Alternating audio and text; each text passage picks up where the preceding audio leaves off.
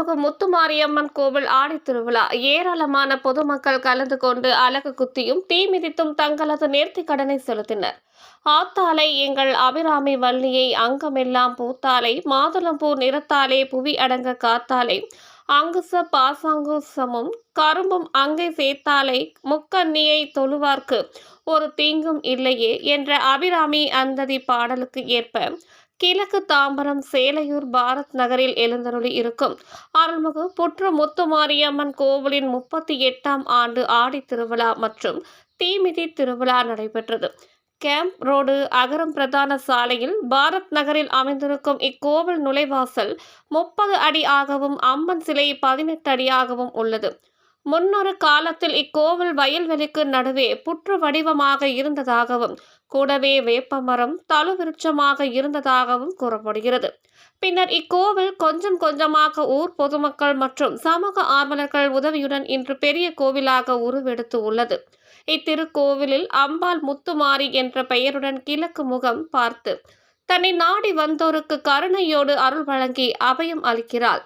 கோவிலின் வாசலில் பெரிய அரச மரம் உள்ளது. கோவிலின் சுற்றுப்புற காலத்தில் புற்று வடிவமாக இருந்தபோது இருந்த வேப்பமரம் கல்மரம் போல் சிறியதாக உள்ளது.